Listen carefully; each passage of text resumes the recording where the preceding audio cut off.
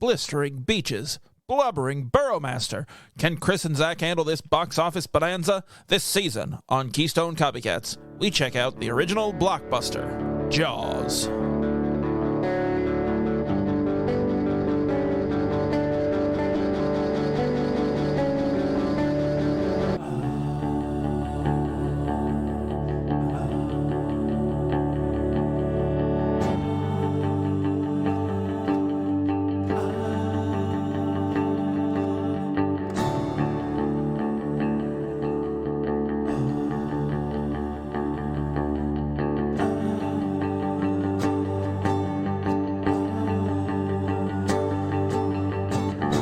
Hello and welcome to Keystone Copycats with Chris and Zach. I, of course, am your host, Zach, and he, of course, is your other host.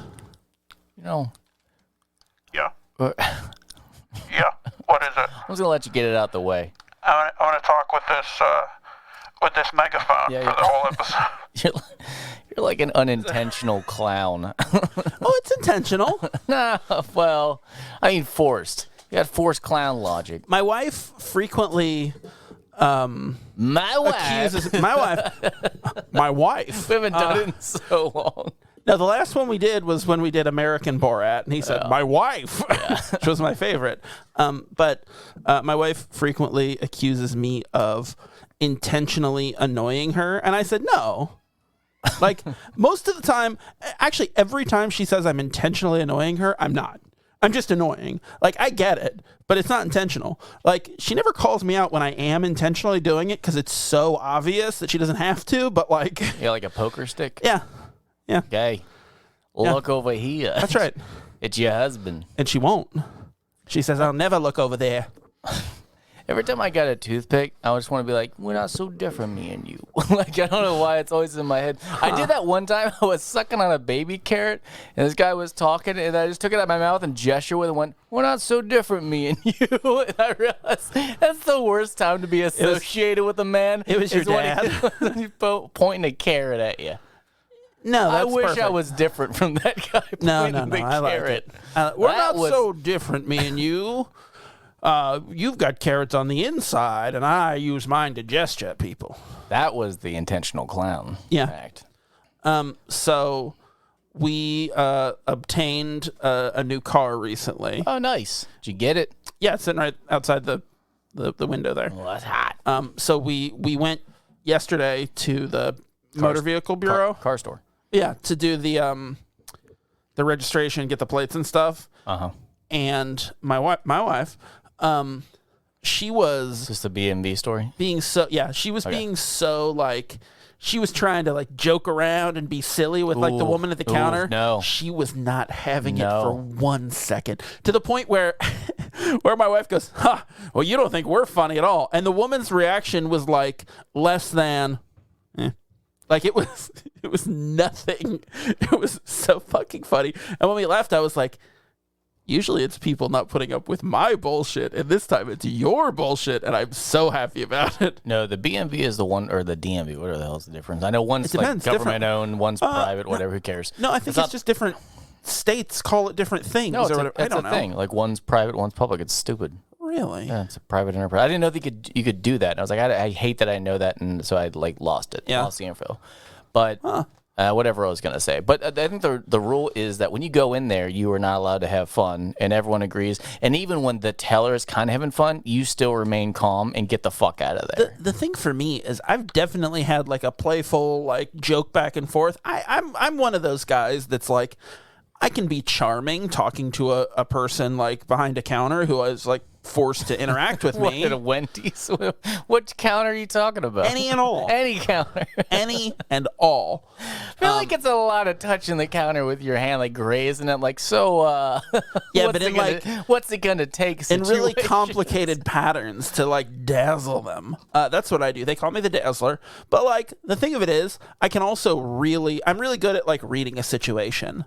Like if I go in, if I take a shot and she's not immediately receptive, I'm like, oh, I'm just gonna be fucking business and be done with this. Yeah, yeah. My wife she kept pushing, and I was like, oh my God, this is great. I loved it so much. It's a real role reversal. I liked it. Yeah. I mean, I don't.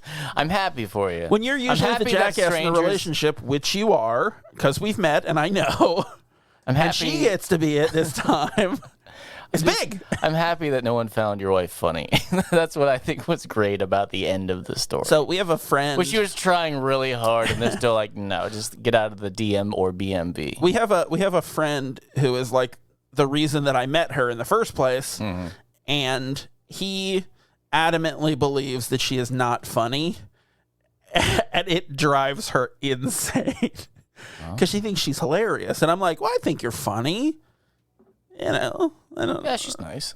There you go. When she listens to this in 6 months, it's gonna be a big problem. She goes through like spurts of like, hey, I was listening to your show the other day, and it'll randomly be like she hasn't listened in months, and then she'll be like, I'm gonna listen to the latest episode somehow. It's in the middle of a season. It's like, well, all right. I love it. She's great. So what else did you do? Let's keep this on a roll. Nothing. I didn't do shit. Booked a job today. That's that's what I did. Had a meeting. I'm gonna take a break today. Like you tell me. Oh, I don't have anything. What are your thoughts? My life is so Give me. boring. I'll just pitch something out there. Like play disc golf by myself. Airport. Go. I've flown 2 times in my life. Once was last year. I mean, I can't really say 2 times because I flew there and back both times, but you know what I mean. Like a Zach's tail. you know. Ooh. There and back again. Huh. Zach and this guy. Mr. Frodo. Can I say that? Yeah. Okay. A lot. Okay, good. Okay, good. If we were on a trip to destroy some jewelry, who would I be? I mean, you wouldn't be anyone that had responsibility. You would be like, I don't want to say you'd be Gandalf, but you would definitely, I would definitely be Gandalf. wander off a little bit. No, that's the point. I would absolutely be Gandalf because not only did I not take responsibility, I showed up, saw that you had a fucking problem, which is that ring, and I was like, you better fucking throw that in a volcano. Peace. Yeah. And then I fucking dipped out. I feel like... And then I was pedantic later about how you didn't use the eagles when I said, fly, you fools. Well, I told you to fly. Why didn't you? That's not what he meant. That's exactly what he meant. Not what he meant. But I feel like as I get older, I'm just going to go ahead and say it. You know who I'd fucking end up being? Gimli. I'd be Mary. I'd have some shitty responsibility of taking care of an asshole, and the whole time I'd be like, hey, man, I'm down to do more than this, and everyone's like, oh, you're doing great. And I'm like, no, seriously, like, I have the skill set. I know I fucked up before. I would like, this chance to improve. And then I end up on the back of a horse with someone who is mortally wounded. Well, and you always, like, you make a strong case for, like, I can do more, I can help. And then, like, 40 seconds later, you're like, but I could go for a second breakfast. And people are like, Mary, come on. I got my old habits. Like, fuck, I'm talking about eating more. The moment an old pal showed up, I just fuck it all up. Hey! That's basically what it would be. Oh, yeah, you'd be a good hobbit.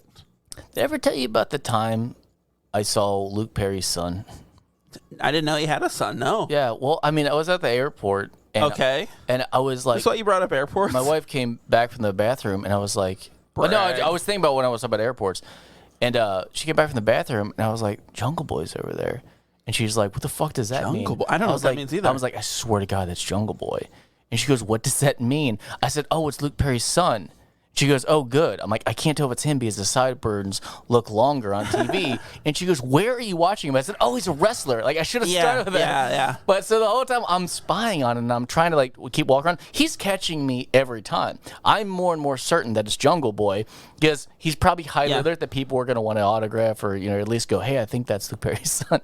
So I kept doing these circles around him and he kept catching me. It was very obvious that I was trying to look at him. Wrestling fans are like intense too, so he knows. Yeah, so then I didn't know if I was him, so I was trying to track that flight that was leaving to the AEW schedule, and I realized I was just trying to stalk a guy just to prove it. And I was taking photos of him, and I couldn't zoom in enough, and he kept catching me. Yeah.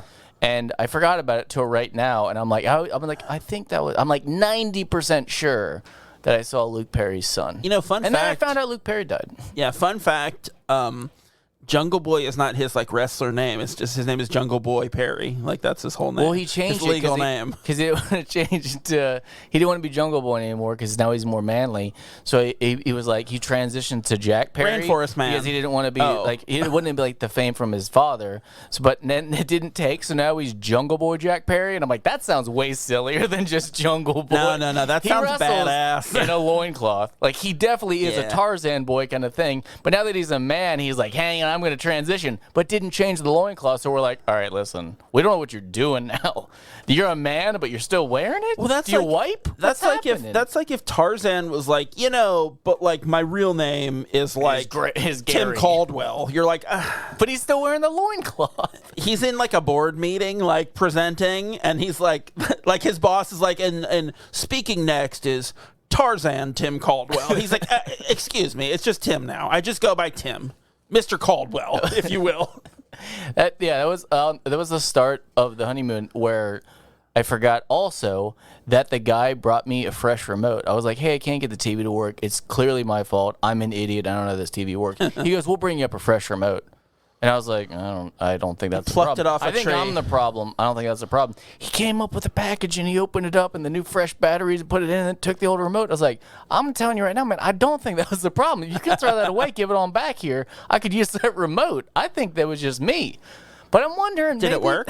Yeah, I never got the chance to check. You never used the he set it up. TV? I left the TV on the whole time. I didn't want to risk it. Like, I can't You be didn't trusted. trust this motherfucker. Yeah, well, I was like, that's such a fucking waste of remotes. They're just bringing them on Just up. bring another It one. was a Universal. It wasn't cheap. They've got a remote tree out back. They just Built pop in. one down. Yeah, I remember that fresh remote. I'm like, okay. Did you say fresh remote? You're in the Sunshine State. They brought it in. Now, what is unzipped it? What is Hawaii? What's its like? It's an nickname? island. No, what's its like nick? Because like Florida's the Sunshine State, Ohio's the Buckeye State. It's the rainbow finale. No. It's the rainbow connection. The rainbow finale. That rules. Yeah, that's probably what it is. No, it's like the land of freedom.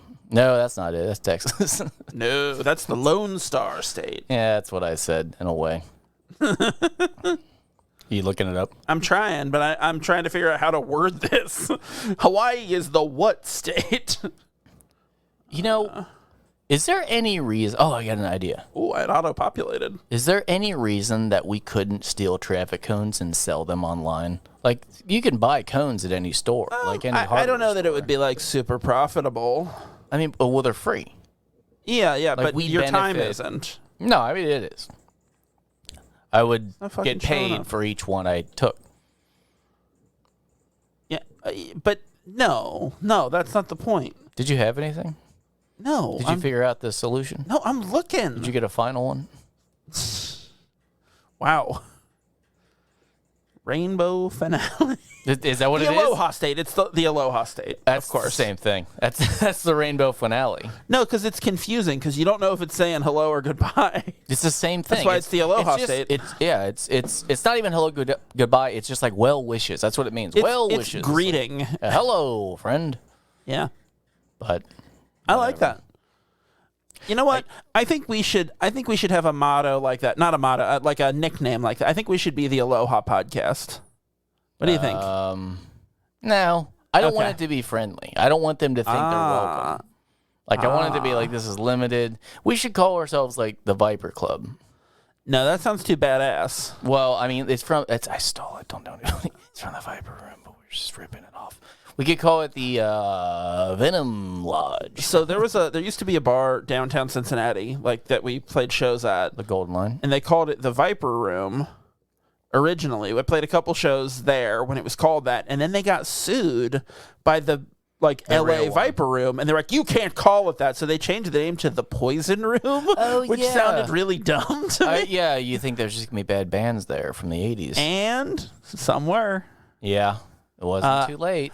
I had Still see them. I had a really great time. I really liked playing there. They had an upstairs that was cool. Like, I don't know. Some venues, when they have like a multi-level thing with like different stages, it's like one of them doesn't work, is just kind of goofy. But like that one was really good. I liked it a lot. They should have just called it Poison. And then at the bottom it would be like they'll be here soon. Yeah, we played a Halloween show there once where my band dressed up as a jazzercise class. Mm-hmm. And one of our guitarists had those little step aerobics things that he was doing while we were playing. It was a lot of fun.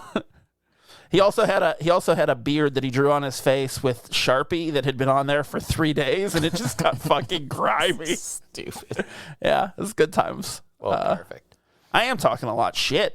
So how you doing? I'm good, Zach. Oh.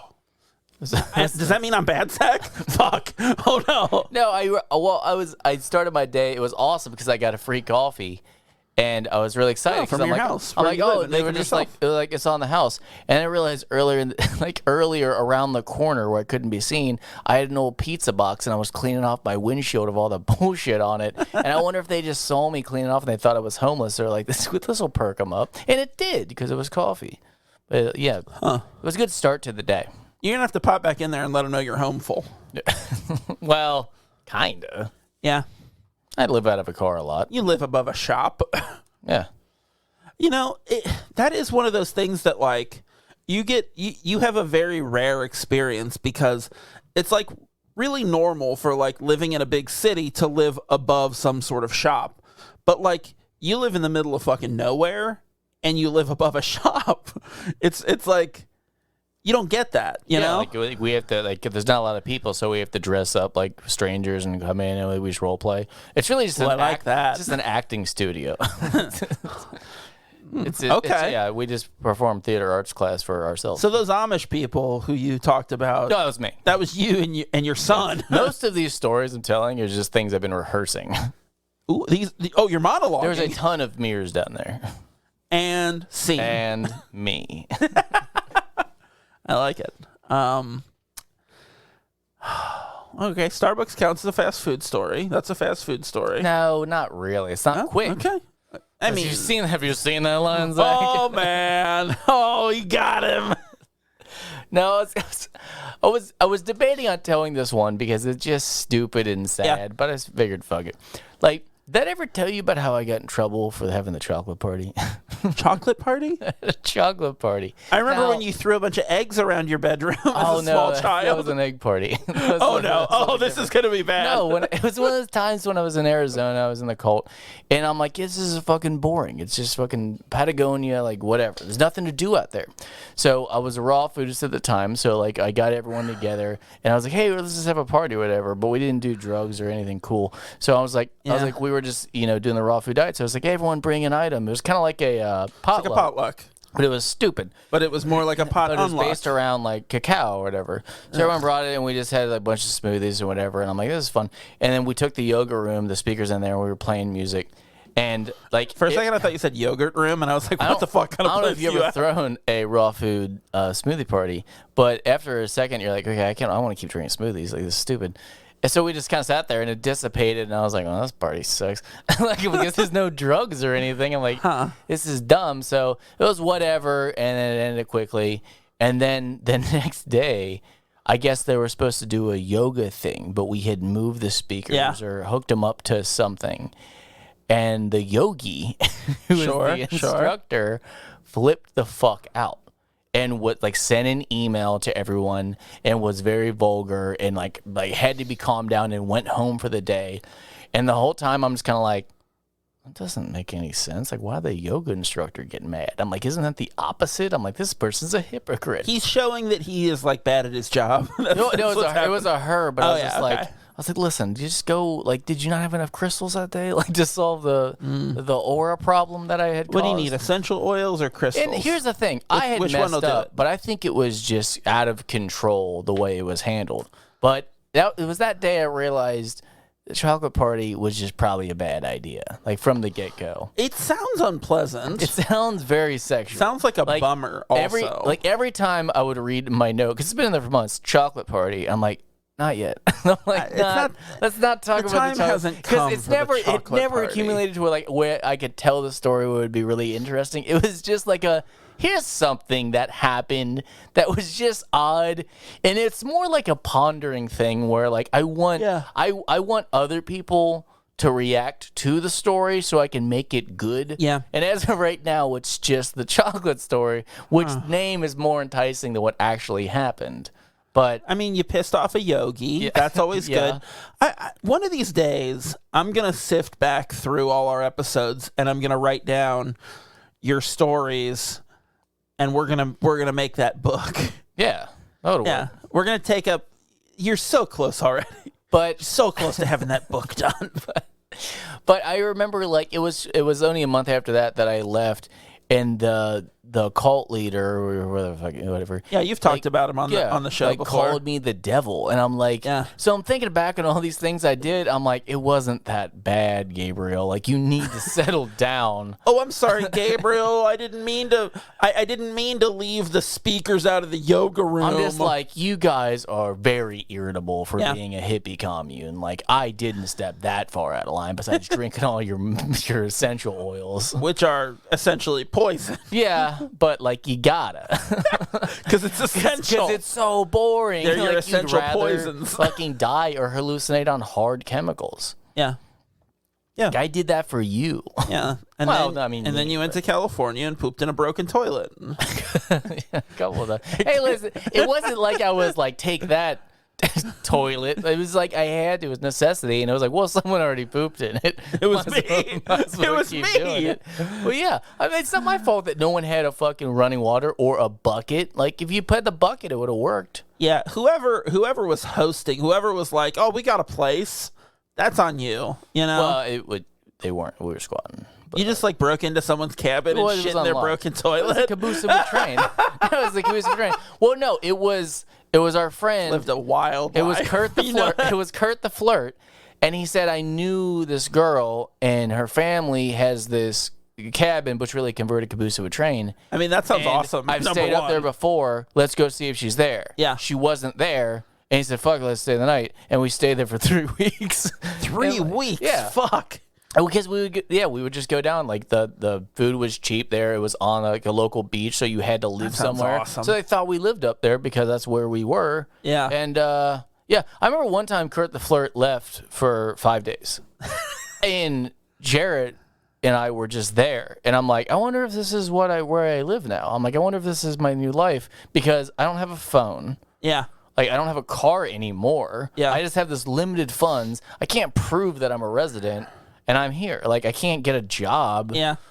You know? So Like, I I just wouldn't- lived there, and we ate rice and beans, like, every day. Yeah. And it was like, this is fun. And then, like, looking back, I'm like, that was probably crazy. Like, that was probably terrifying, and I wonder what I was thinking. But I remember that's when I was covered in poison oak. Yeah. And also drinking essential oils. So I was so fucked up all the time drinking oils that I probably just wasn't that scared. I was probably more scared I was going to die of the infection that I got. Yeah, from the oils. Yeah. So that's kind of wacky. Oh man. But yeah, that's that happened. I remember one night it was really cold because I'm like, we didn't think about the elements.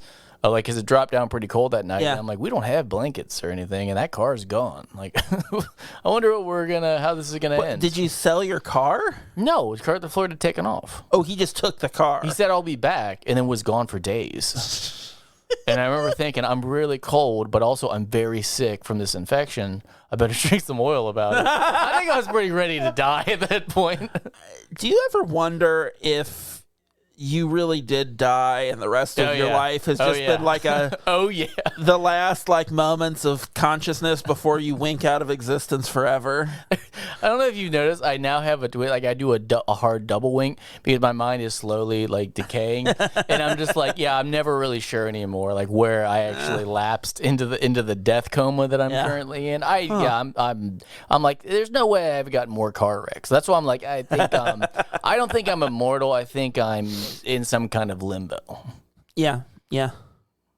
All right. Yeah. So Well, that's the end. The a end great path to take the it end down. Is, I'm psychotic. That was How the beginning. you doing? Too. I'm doing good. Pretty good. Oh my God, I drove through Harrison today, and it was just awful. But there was a hand painted sign, and it said, hand painted, best birdseed, peanuts, etc. I was just like, what a combination! The fuck Like, else do they mean? So he just found that stuff in bulk. Like a truck must have broke down, and he just grabbed whatever was there. But I love etc. because I'm like, you gotta specify. Those two things like, are almost related. The peanuts and the bird seed, kinda. Yeah. But then etc. is like, is there something in between there that we're gonna understand? No. Like, do you make the peanut butter with the bird seed, and then you have the bird feeder? Like, what is it? Is it a corn cob? Is the end corn cob? Nope. Because then you can make a bird feeder. Nope. That makes too much sense. It's exactly what you said. It was like a overturned truck. It had bird seed. It had peanuts. It had condoms, and it had gift wrapping, like rolls of wrapping paper. That's the etc. And toothpaste. Man, yeah, I'm sorry. I just panicked right now. A couple days ago, I had this customer, and it was a new customer, and I went to his house, and like I just got blasted in the face, and he was like, I guess I alarmed him, and it smelled like peanut butter. Yeah. And then it was like stuck in his teeth, but I was like, man, that's like a high dose of peanut butter because it was grainy. I'm like, you eating peanut butter powder here, man? Like, what are you doing? I was like, is that extreme chunky? Is that what happens? It was like shards of peanut butter. And then he was drinking tea. I said, oh, dude, you don't know what you're doing. What are you doing making peanut butter tea in here? I was so blown away. I couldn't pay attention to him. He told me a couple times what the problem was in a shower, and I kept staring at his teeth going like, man, and you're like, so what's the problem with your teeth? Popping peanut butter powder? Like, just packs. That's a lot of bees. I was thrown off. He's popping peanut butter powder packs. It was. It was so gummed up, and I'm like, that's definitely peanut butter. I can smell it from here, man. But he didn't But I'm tell like, you drinking chamomile with that? No, what he didn't tell you is he doesn't actually have teeth, and he like just molded it out of peanut butter, and the tea is slowly eroding it, and he's got to get out what he wants to say before the teeth are gone. Hey, and he has to reapply. Hang on, wait a second. Huh? I bought this the other day. Like, it was the thing about swallowing your gold fillings because you didn't want people to get them out of your teeth, right? Isn't that thing where you're like, oh, the popo is here, you swallow your fillings, or like someone swallowed fillings, right? That was the thing. It might have been during the Holocaust. Yeah, there you go. Not like the police are here. Well, I mean, secret police. Yeah, secret police. Gestapo. Quick, swallow those gold fillings. Yeah. How in the fuck do you just pop out a gold filling? I can pop out a gold filling. And you can sift through it and get it back? You eat peanut butter here? You peanut butter packs? Yeah, I'm popping peanut butter packs, pal. How the fuck do you just powder pop peanut out? butter packs, pal? How do you just pop out a filling? Just willy-nilly like, oh, Gestapo's here, pop. Or do you just pluck out the tooth? Peanut butter. Yeah, pluck it. Pluck out a peanut butter pack, pal. Pluck a powdered peanut butter pack, pal. I'm telling you, man. It was like shards of peanut butter. That peanut butter pack percolating in his powdered mouth. I couldn't believe it. Like, I did not want to help that guy at all. I wanted to get things under control in his life. It seemed like a reasonable house. Yeah. You eat peanut butter, your buddy. He needed you to jet his teeth. So full of peanut butter. I was genuinely worried for him. Huh. Oh, washing it down with that hot tea. You know, that's the most unflattering meal ever. That all sounds like a bummer. So I realized, like, I'm one of those, like, freaks who, like, it's Ohio and it's, like, 50 degrees for the first time, and I'm outside using a pressure washer. Like, yeah, it's warm and it's 50. Like, I did that the other day. I'm glad you say pressure washer and not power washer. I don't like when people say power washer. I know it's fine. Correct. I know they're interchangeable. Yeah, it's fine. I don't like it. I prefer pressure washer. Thank you. You're welcome. You want to... I had like a big pile of... powdered pickles, peppers? I had a big pile of powdered peanut butter paste, pal. You want to participate? I can't keep doing this. You want to powder some peanut butter? You quit blasting me with that peanut butter powder? Please. No, I had like my wife hired someone to rip out a bunch of weeds in like the side of our house. You paid someone to rip out weeds? Here's the thing. I was never gonna fucking do it because this is an area like next to our deck that like had a garden there at one point. She ripped it all out and was like, I'm gonna have a garden. Never did. Overgrew, and I was like, great. Well, I'm not fucking doing it because I don't give a shit. You should find a turtle. So she hired somebody. Is it a turtle? No. Well, maybe. Did you pay a turtle and lettuce? Did you pay the turtle and all we could find you can eat? Yeah, that's right. But so like she like ripped out all this shit and it was like just a big pile in my like, back patio. A patio pile, if you will.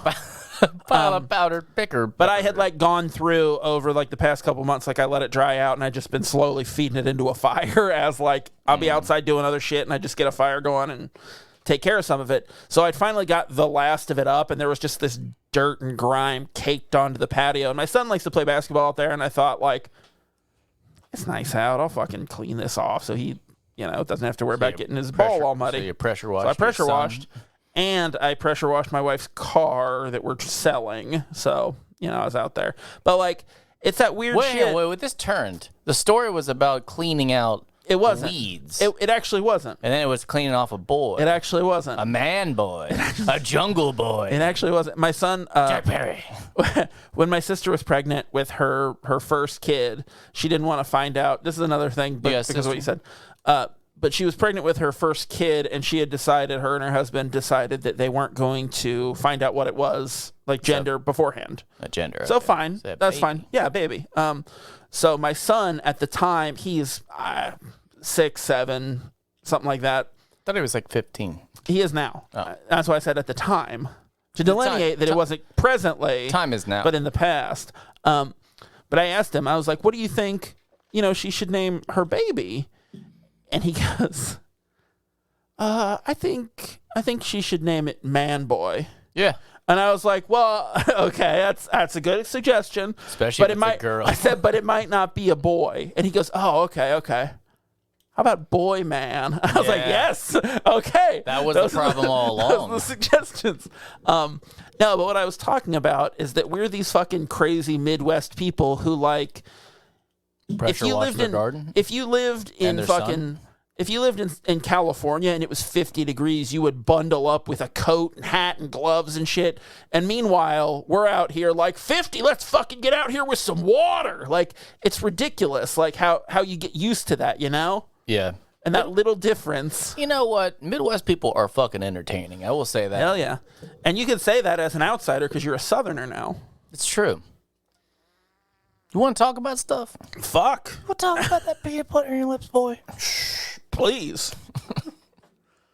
What we did this week? We watched a little picture from the same year as last week's little picture.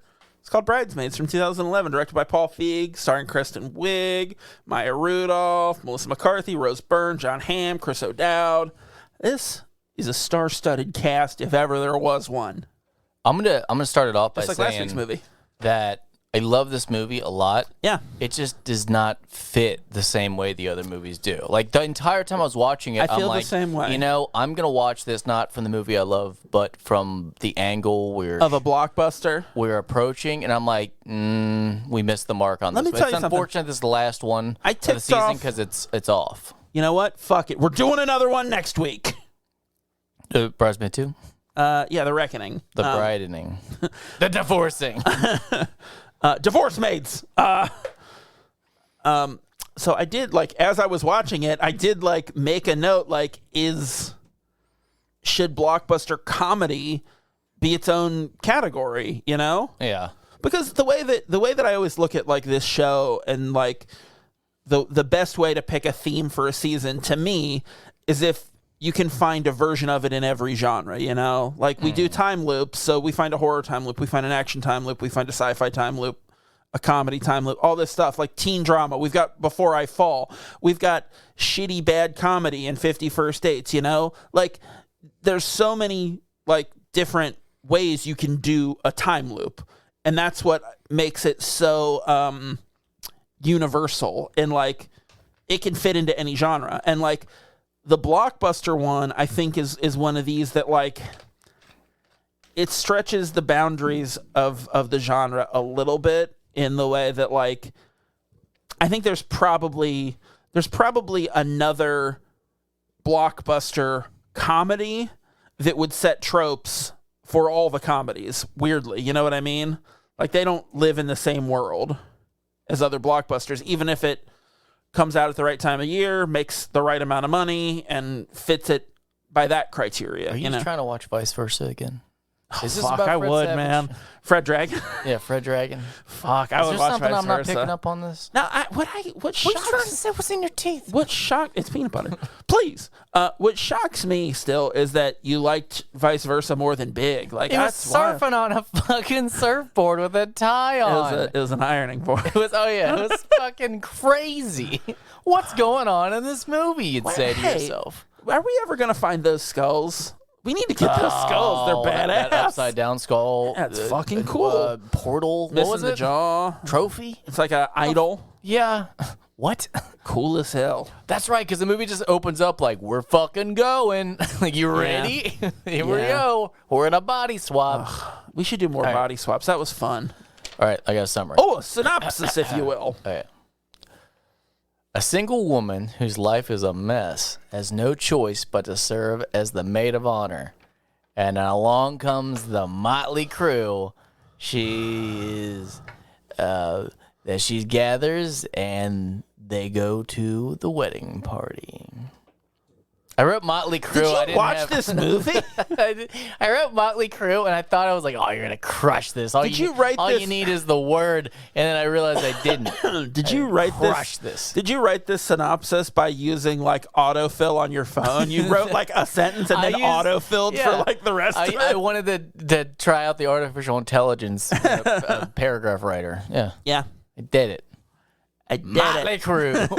I've been trying to use Motley Crue more, and I can't get through the sentence without going the band. Like, because I'm worried. I want other people to get past it was a band and like start bringing that term back. But every time I say it, I go the band. So you don't have to. Here's the thing. But you have to say it was a real Motley Crue. That's how you have to say it. You can't say they were real motley. Well, you All those actually motleys. you actually can. I know you're allowed to, but I'm allowed to motley. do a lot. Well, I'm not allowed, but you know, I set a bunch of skids on fire. You know what the fine is? It's $25,000. Really? Burn them all. Oh, why? I remember thinking like, fucking cares? I remember thinking like, well, I'll just tell them I'm from Ohio, and they'll just get, they'll just understand. And my new dad told me, he was like, yeah, it's $25,000 fine for doing that around here. And I was like, oh, good. Is he a liar? Does he mean 2,500? Good thing I didn't get caught. That's all I said. I'm like, what am I supposed to say?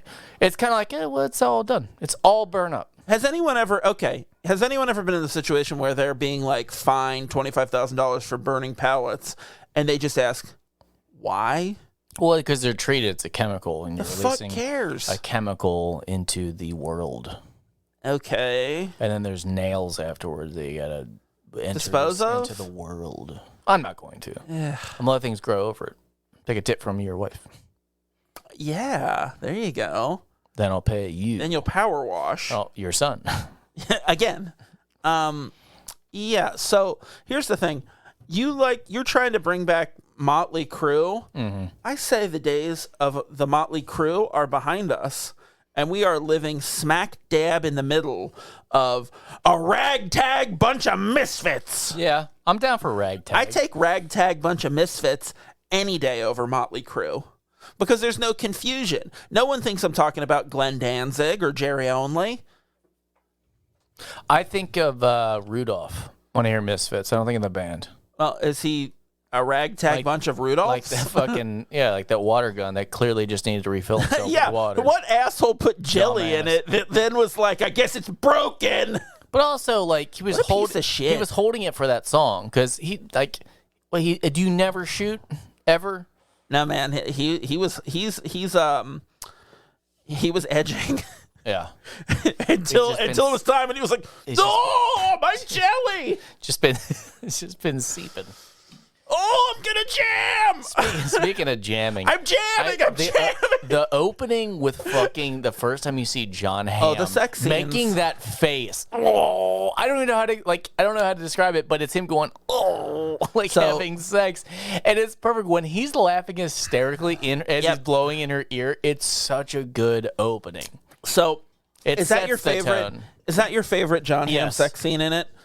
Yeah. Because my favorite John Hamm sex scene is when she's asks him to go to the wedding, and he says no. And then she says, "Oh, well, I got someone else I'm seeing," and says his name is George Glass. Is drinking from the glass, yeah. No. George Glass is the fake boyfriend that Marcia says on the Brady Bunch, and he has no idea.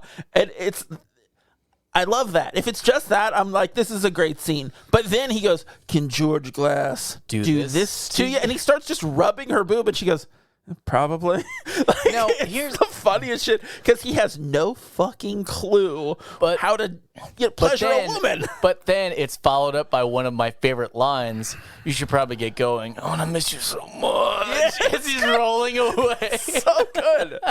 Now, here's the thing. I can't watch this movie without thinking about how one of my exes said that I was John Hamm in this movie if I had money. Like, this is how I would act. And I was like, well, I don't really need the money to act like this fucking I could be an asshole. The problem is that someone else told me, you're like that guy, you're like John Hamm in that movie Bridesmaids. So it's not just her. So every time I watched it, I'm like, here's the thing. He's one of the best parts of this movie, so I'm not going to be that offended by it. I really like... I don't know how to tell you. I want you to leave without sounding like a dick. So good. He just stops kissing her.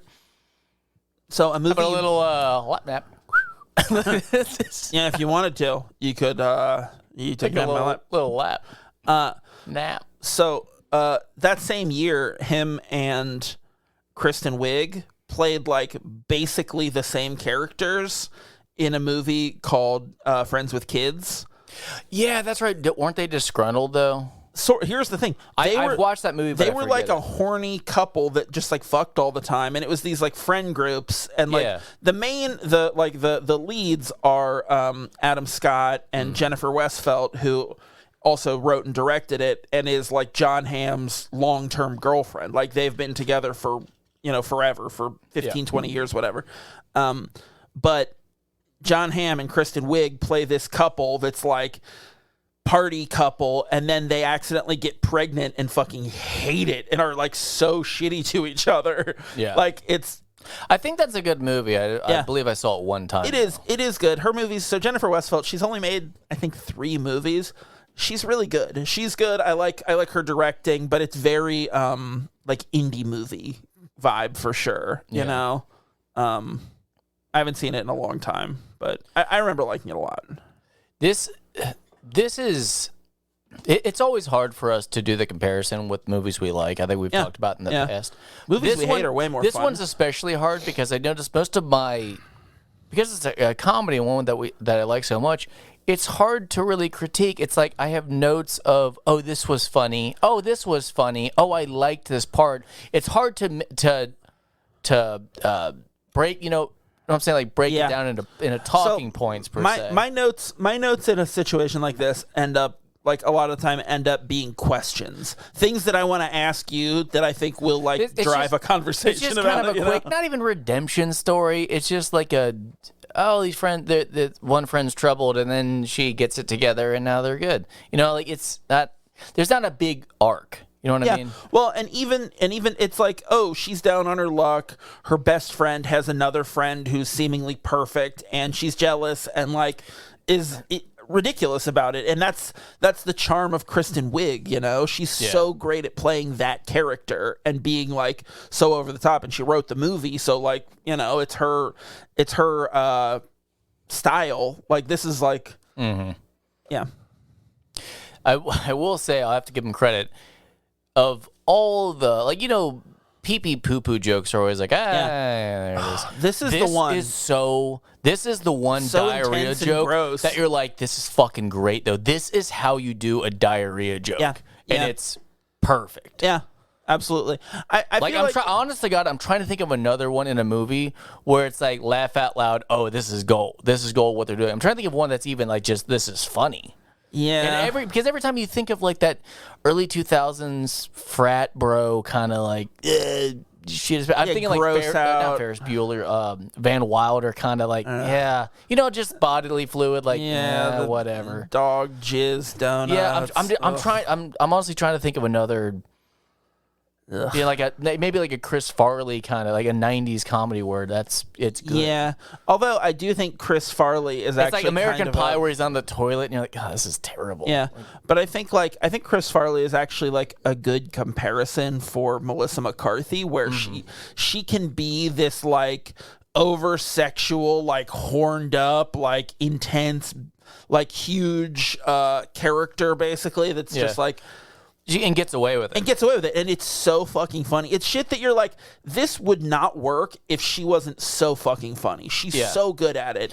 And this is like her first, this is her big break, you know? And you can tell by, I think it might be a real life husband or boyfriend or whatever. You can tell by his reaction that they're improving when they're in the chair. She goes, in this nano, and you won't find it again until I want you to. And you can tell him grasping, like, but he's just reacting, and that you can like they cut right on his smirk where they're having such a good time with it. But she's so straight laced with her delivery. Yeah, she's so and good. that fucking white cabbie hat, I love it so much. And she has her neck pillow on. Yep.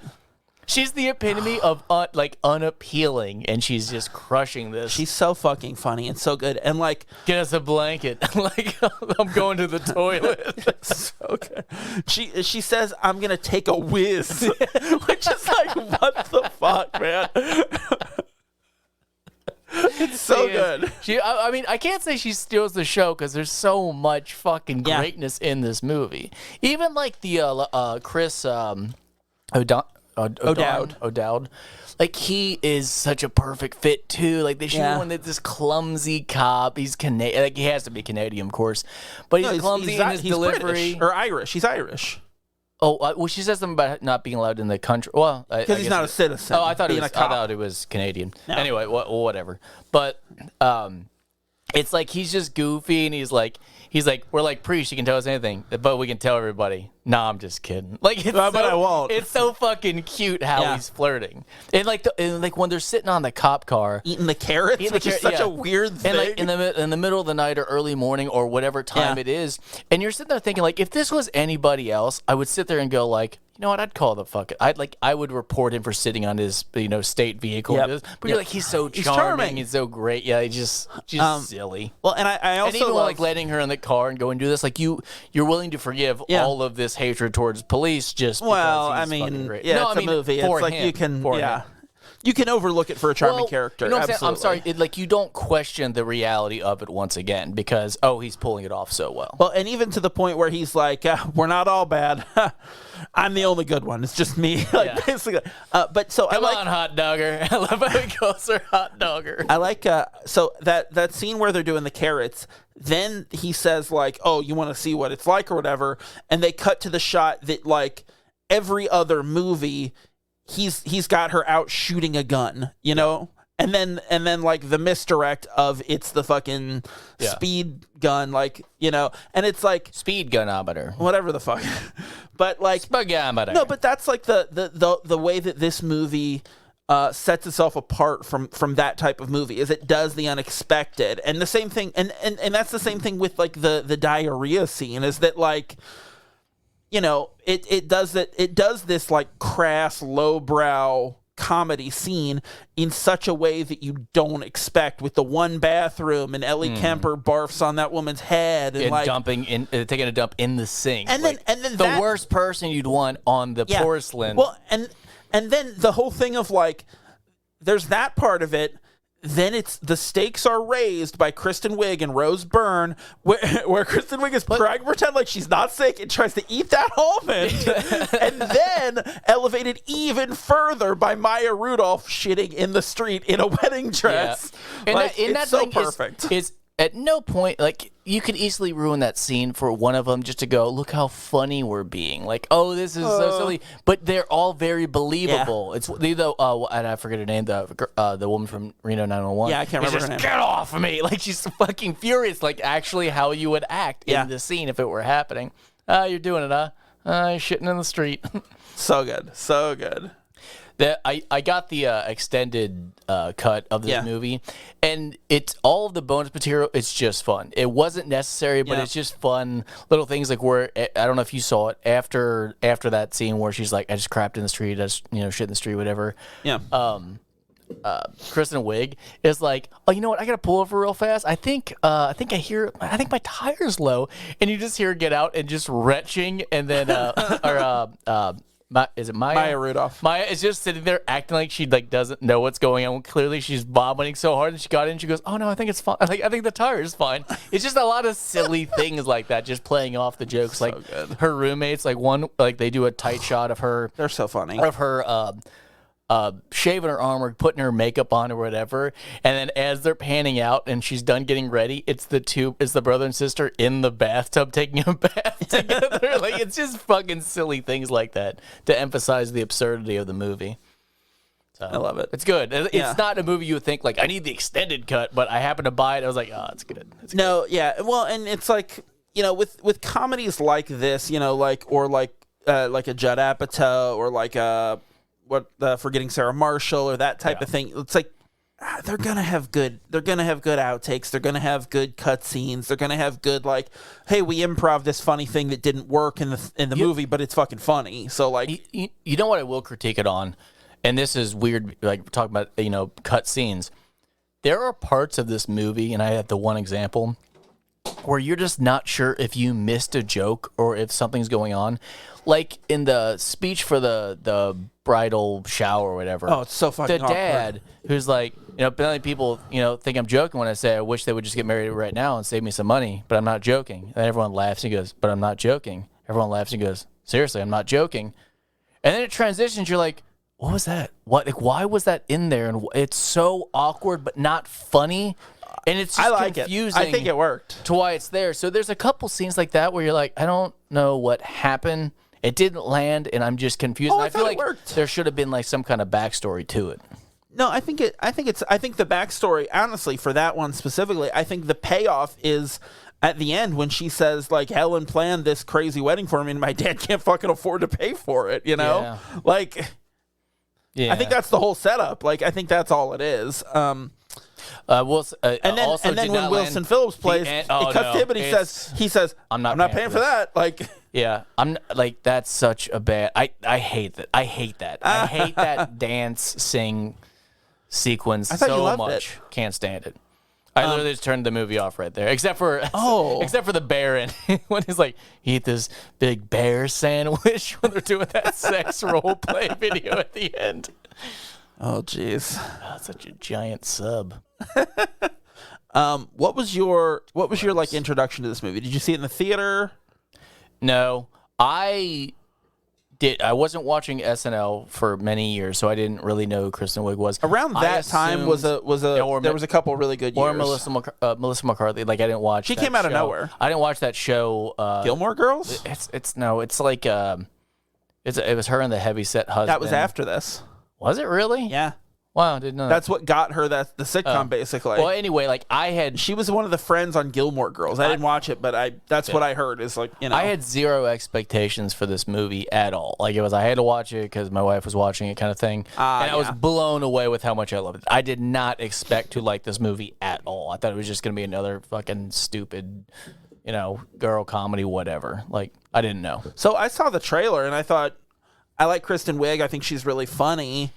On SNL, which like I said, there was like a couple seasons that I really liked around that time, with that cast. But like, I saw the trailer and I thought this looks really funny, and my friend wanted to go see it, and I was like, yeah, I'll go see it with you.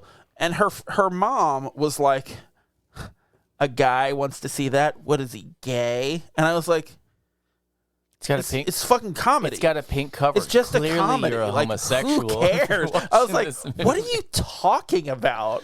So stupid. Makes me happy, though. I was like, oh, all right. So I want to see a movie. All right. I mean, that was your big coming out. I was watching this movie. My big jellying out. Here's the other thing. The fucking water gun full of jelly is just someone put the wrong thing in it. You rinse it out, you're good. Do you think it was him? No, hang on. Do you think he's just an idiot? Hang on. No, but then the train with square wheels, just means on his caboose. That just means that they didn't fucking finish the wheels.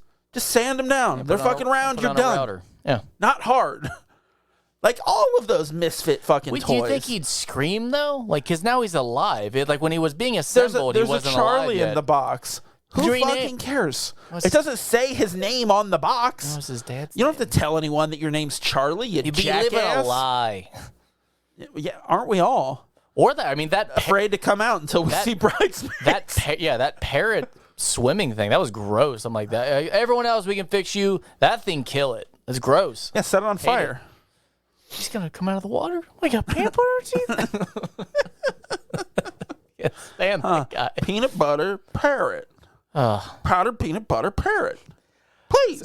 So, the other, like, I think she did a great job. Obviously, she's not the comic relief in this movie, but Helen, the reveal of Rose her Byrne. when she just turns and then she has that giant gown that rotates with her as she does the reveal of herself. Oh, yeah, that was and just so how, good. I don't want to say pretentious, but kinda She's just such a perfect, like, moves in on your friend. Like, she's so undermining. She's so the opposite of Kristen Wiig. Kristen Wiig is everything that's kind of like you look charming ugly and when small. you cry. No, I don't. No, I don't really look ugly.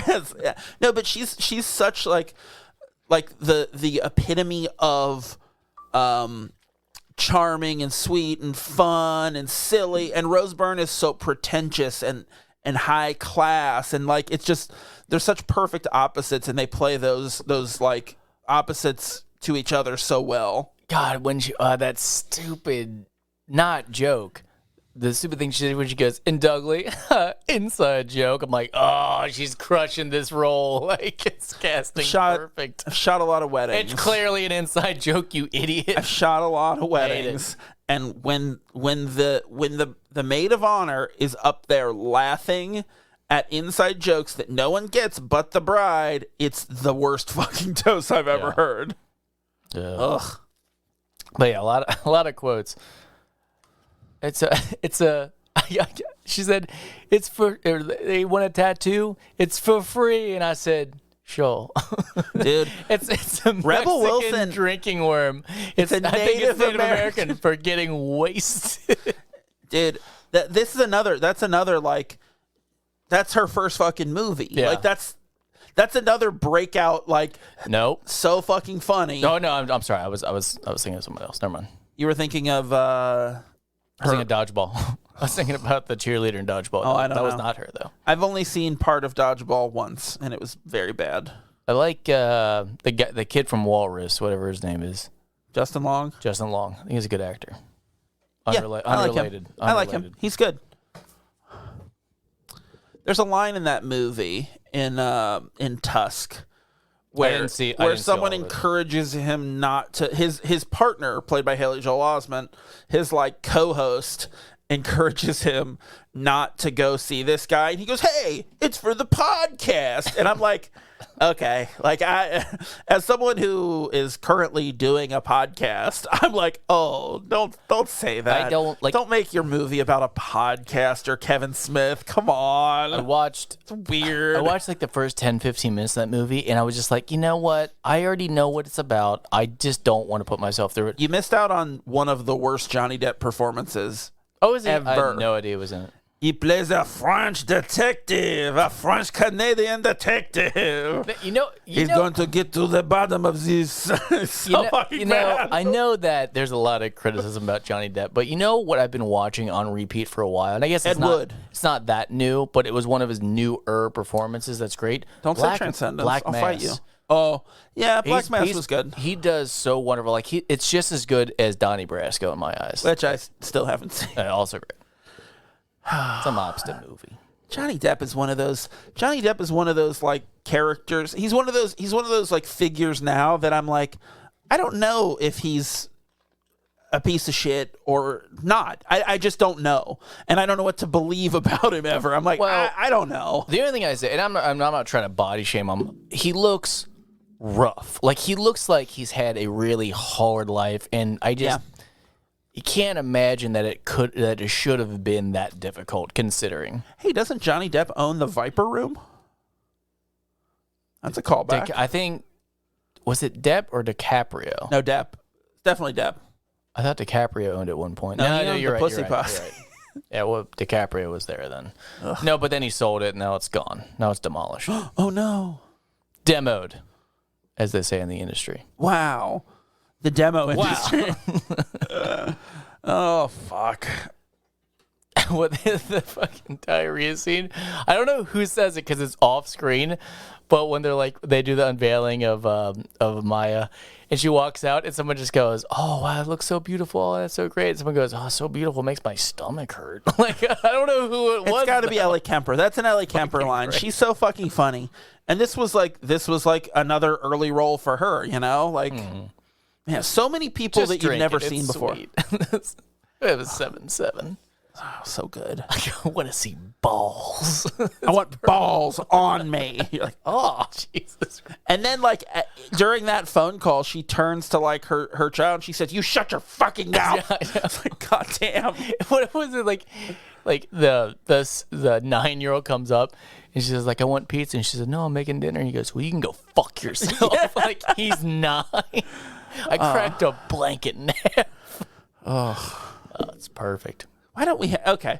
This is we have sex all the time. He hasn't kissed me in 5 years, but the sex is constant. Okay, what do you think about? I don't know, just wishing what was it? Wishing that he could end that night without entering me. No. Awful. She said wishing I could just watch the Daily Show without him talking to me. No, without him entering me and wishing it would stop. It's so horrible how it's phrased. So I think there's a larger conversation to be had here about like the state of like Hollywood comedies and like why we don't get more movies like this, you know? Because it seemed like this movie in particular should have been the kickoff to another like comedy era where we get like, you know, why aren't there 5 or 6 more Kristen Wiig movies like this? That's you know, what I don't get it. That's what I was trying to think of. She did The Deadly Adoption with Will Ferrell, which is literally a Lifetime movie that they are in together intentionally. They just made a movie from like a bad Lifetime movie script that aired on Lifetime. You know, it is surprising because when you asked me like how'd you first watch this movie, how you introduced or whatever, I'm like, oh, I was really surprised. I really loved this movie. And then I was trying to think, I'm like, I love Krista Wiig. I love, what else is she? I liked her in The Skeleton Twins. That's like a weird besides that stupid Ghostbuster thing that I didn't watch. It's fine. It's not the worst thing I've ever seen. Yeah, I just can't think of anything else that she's... Yeah, she did Ghostbusters. She's in, let's see. She's in a bunch of stuff that you wouldn't think of. Oh, you know what she's in? Extract. She's the wife. She is in Extract. Also, kind of a small role. She's funny in it, but yeah, but Extract is like around this time. Extract might have even been before this. But she plays like such a subdued back, like partial role. Yeah, she's a very limited role in that. Like I think her shooting was probably done in 3 days. Yeah, because she's only in like 2 scenes. She's in Anchorman 2. Like, yeah. She's in Arrested Development. She's the young realtor? Lucille. Yeah, okay, newer ones, yeah. Yeah, the newer ones. Hang on, let me look at this. And she does a good job being a parody, but it's clearly overdone. Just hamming it up. She was in Date Night. That's in 2010. That's before this. She did Didn't some stuff. see all of it. Yeah, neither Jason Bateman comedies are normally not. That's Steve Carell. Is that Date Night? What am I thinking? I'm thinking Couples Retreat. Couples Retreat. I never saw that. She's in Whip It. She's in Extract. Extract is 2009, so that's before this. Whip It was the skating. Yeah, roller derby. Yeah. She's in Adventureland, which was good, but she's again a small role in that. I don't know. She's in Semi-Pro, small role again. Like Walk Hard. Yeah, you're right. Why wasn't she like launched from this? It did well. Small role in Knocked Up. Like this is her. What was like she in Knocked Up? She was a TV executive. Maybe Tighter when they kept saying tighter. Yeah, I think so. But yeah, so after this, so that's her big thing, and then same year, Friends with Kids, and yeah, then she does like some TV episodes, some movies I've never heard of. She was the lead in a movie called Girl Most Likely, which I saw. In Basketball Diaries. She was the priest that swatted DiCaprio. I thought she was the basketball coach. She's the bald priest. Oh, she's the molester? Yeah, I thought so. Oh, I said priest. That's the same thing. Yeah, there's like nothing here. There's like she's in Her, like a very small What is she? role. One of the voices? I don't know. And then, like I said, Skeleton Twins with Bill Hader, which is like an indie like dark comedy about like siblings whose parents die. Yeah, there's like nothing here. The big things that she does are like some TV stuff, Wet Hot American Summer. She's a small role in The Martian. Yeah. Sausage Party, which sucked. All right. Well, I think this is rough. And then, the most recent like big thing that she's in. I mean, she was in Wonder Woman 1984, but people hated that. Well, she just wasn't launched, is what we're. Yeah, but 2021, and this is a movie I haven't seen, but I've heard a lot of good things about. That I think is a similar style comedy. Barb and Star go to Vista Del Mar, which is like maybe we're getting back to that. I don't know, man. Yeah. I don't know. Do you know? I don't know, actually. Well, Come to think of it. Do you want to do some tropes? We can talk tropes. You want to kick it off? Talk about them gums. You want to kick it off? So this really didn't have DeMea. I'm still giving it to Ted. I gave it to it because it doesn't rank very high. Ted. The boyfriend, the shitty hook. Not even the boyfriend, the hookup. I gave it to Rose Byrne. I said Helen was DeMayer. Yeah, I mean, it's fine.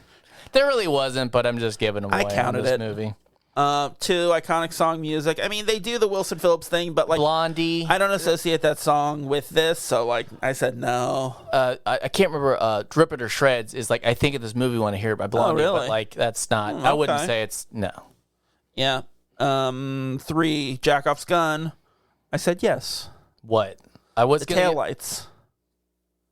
Oh yeah, you know what? I'm changing mine. There's a I'm couple saying really. yes. So the taillights. I had another one. I mean, I guess the sign comes back. I don't know. Yeah.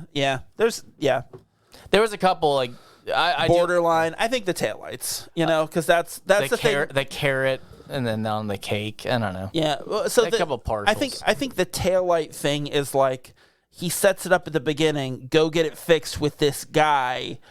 Tell him I sent you, and then it's free. When she finally does, it kind of is a thing where she's like, oh.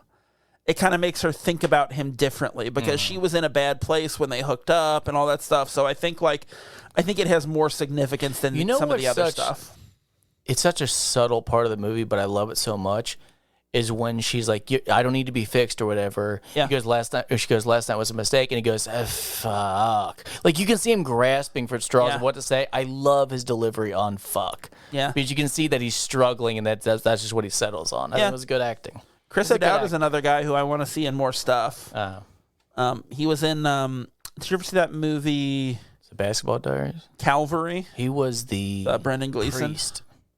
No, he was He was Mark Wahlberg. That's what I was going to say. He's Mark Wahlberg. In Basketball Diaries. He was DiCaprio's mom, who wouldn't let him in when he was on drugs. God, Basketball Diaries is so fucking depressing. Watch it on a plane.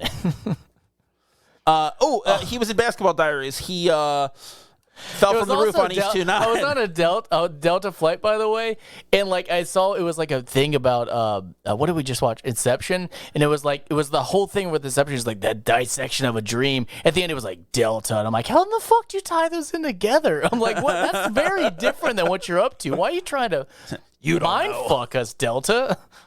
Yeah. Who will bring the dreams to you? Is it real? Are these discounts real? Is this comfort real? Jesus. Is your trip a dream? I'm trying to take a nap. Oh no! Oh no! Delta's incepting me. So the threat, the wedding. Existential threat. It's looming. You said yes? I don't have a lot of yeses. So I'll give it a yes. I'll give it a yes. 5, Tiger Shark misdirect early on. No misdirect. I mean, I guess that's who's going to be the head bridesmaid. And then wasn't, but then was. I don't know. No, nothing. Hooper. You got a Hooper? No, because everyone's there from the beginning. Yeah, I don't have it. She doesn't bring anybody. I mean, she kind of brings in Chris O'Dowd. No. But not really. It'd be a stretch. Yeah. Smile, you son of a bitch. No, I mean a lot of good lines. A lot of good, funny lines, but there wasn't nothing, anything that was nothing impactful. Nothing that I'm going to remember that way. Number 8. No. What do you say? Oh, I mean, like the dogs. The dogs are pretty good. the dogs are good. The dogs are good. The thumb in the back. I love that. I mean, I guess like when she's talking about getting bullied, maybe. I don't know. Okay, here's the scenes. I don't know. The mom talk about the guy that was blowjobbing. That's pretty good. Probably meets him in the morning. Beaver first. I think her losing her shit at the bridal shower is what elevates the movie. Okay. Her like the cookie. yelling the cookie when she goes and tries to dunk it and it collapses on her and she rolls around. Tries to hit the chocolate fondue. And when Maya Rudolph screams about how she bleached her asshole and she loves her new asshole. Are you fucking kidding me? Like just the outburst. From that, until she leaves. And I mean, what, are you riding bicycles? Fucking baguettes? Gonna wear a beret? No, and that goes from are you fucking kidding me all the way through to Melissa McCarthy driving next to her in the van with the dogs. It's that whole chunk is like that elevates it. But also when she's like, "What are you gonna go together? Lesbians?" and Melissa McCarthy's shaking her head, like it's so good. Well, and so it was my runner-up for the USS Indianapolis is the scene on the airplane when Kristen Wiig is fucking losing her mind again. Yeah. Talking about the this is the 90s. Woman.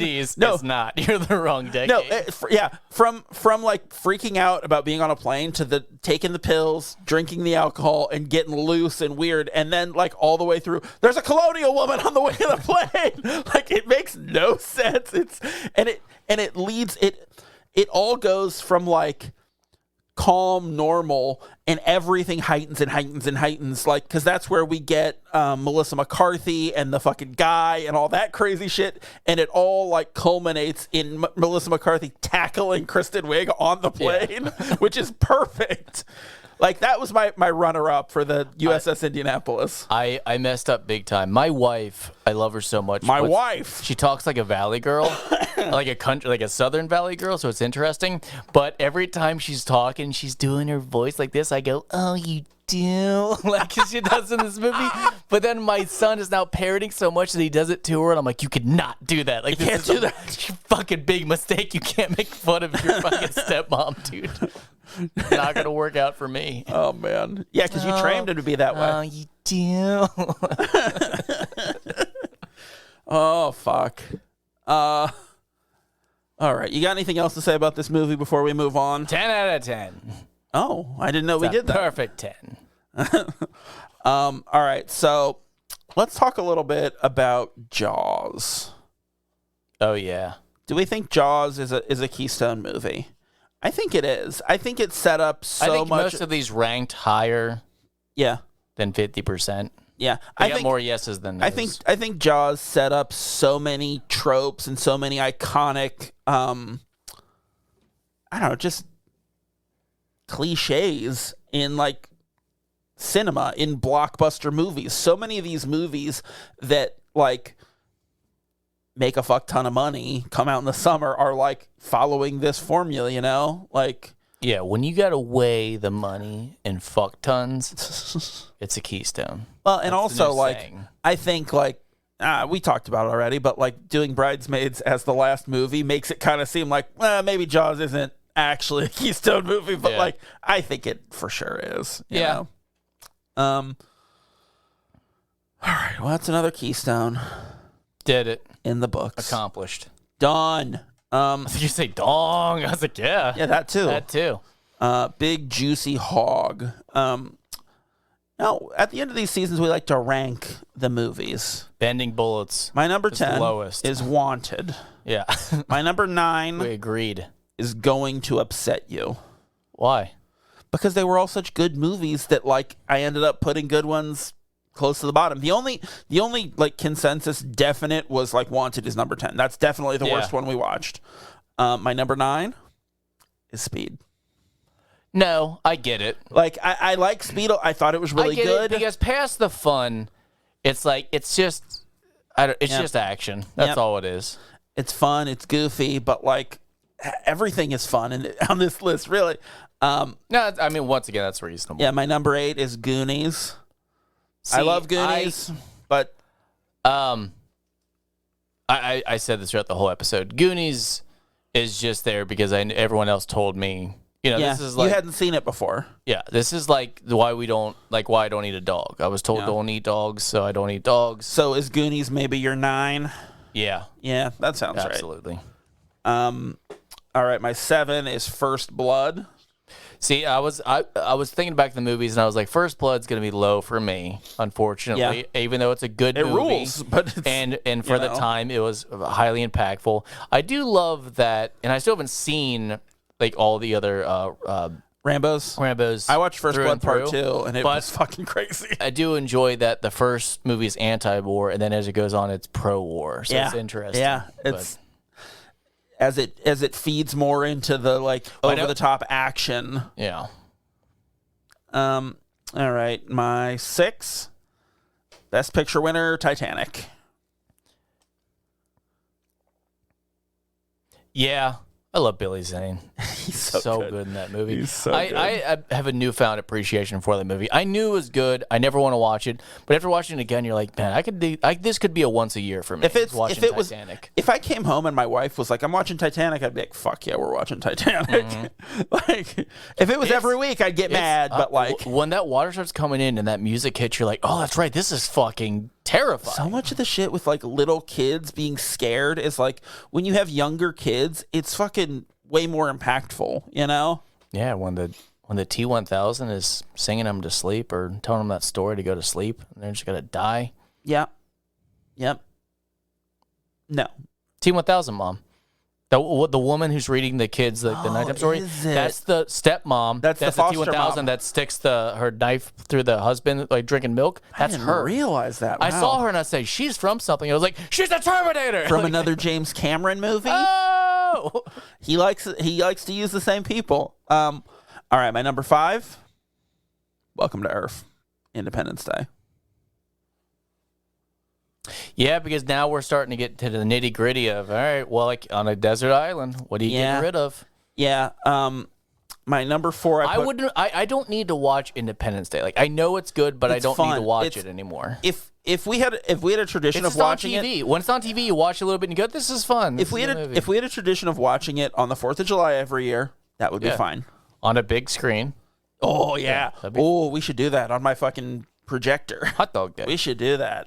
My number 4 is Bridesmaids, which is a movie that I love and it's so funny and so fun.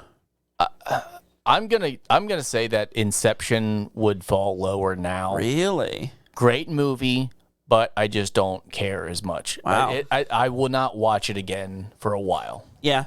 Yeah, I just still love it. I just love Christopher Nolan. The Prestige instead a few times. Oh, yeah. Or Dark Knight.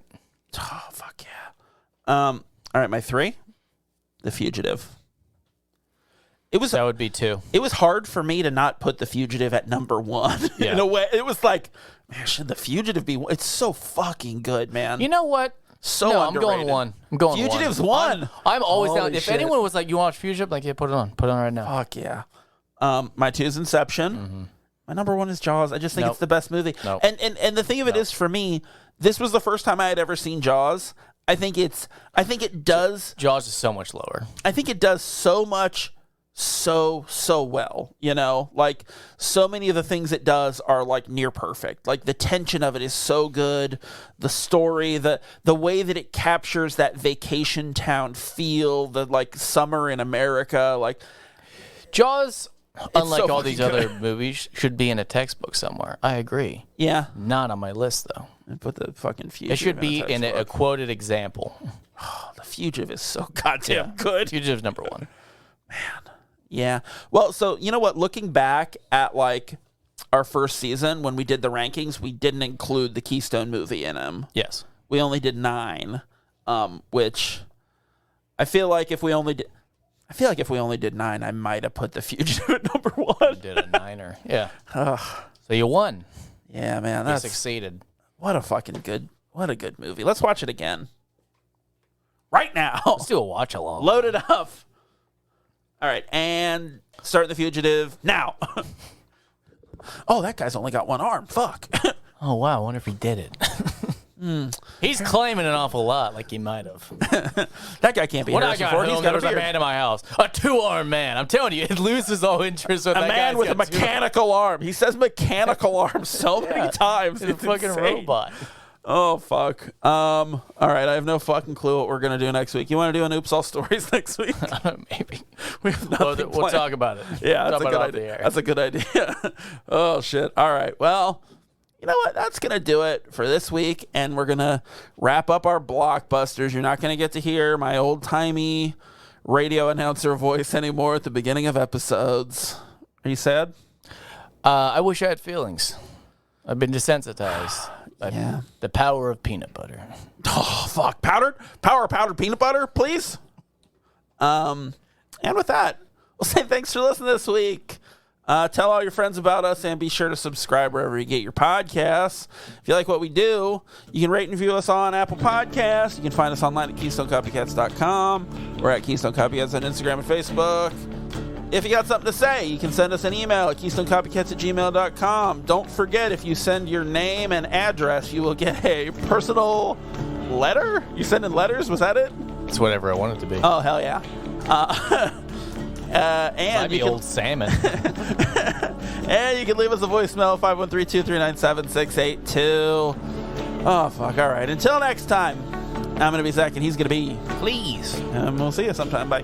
Bye.